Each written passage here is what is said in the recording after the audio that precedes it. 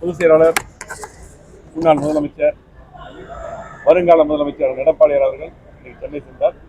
நாங்கள் எல்லாருமே இங்கே இருக்கக்கூடிய ஜெயராமன், மாவட்ட செயலாளர்கள் அருண்குமார்,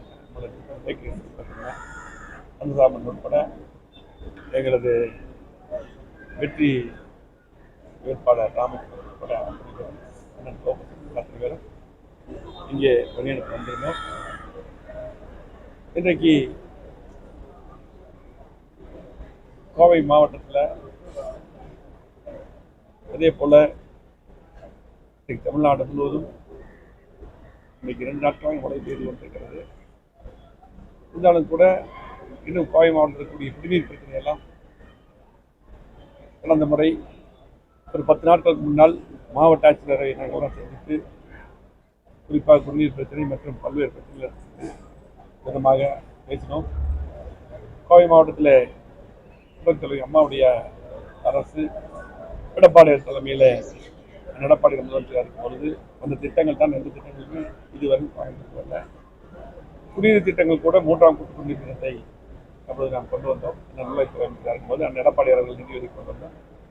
அந்த திட்டங்களை கூட வேகமாக முடுக்கிவிட்டு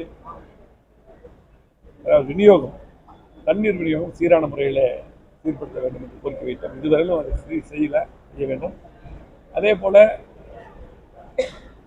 எந்த நிகழ்ச்சியும் அதிகமாக நடத்த முடியவில்லை. ஏனென்றால் தேர்தல் விதி இருக்கிறது. அதனால் உங்களை சந்திக்க முடியல.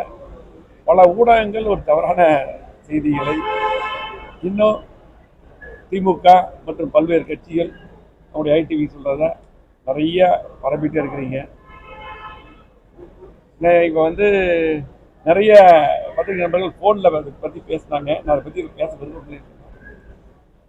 இன்னைக்கு அதாவது டெய்லியும் குறிப்பா தினமலர் பத்திரிகை உங்களுக்கு நான் இதுக்கு முன்னாடியே சொல்லியிருக்கிறேன். நாங்கள்லாம் ஒரு மதிக்கக்கூடிய பத்திரிகையா இருந்துட்டு இன்னைக்கும் அந்த நிர்வாகம் அவங்கள பத்தி இப்ப என்ன நினைக்கிறாங்கன்னு தெரியல. நாங்கள்லாம் இதுவரை ஆனால் சமீப காலமாக தேர்தல் முன்னாடி ஒரு கட்சியை சேர்ந்து மட்டுமல்ல எங்களை டெய்லி டேமேஜ் பண்றது ஒரு பொழுதுபோக்காக வச்சிருக்காங்க.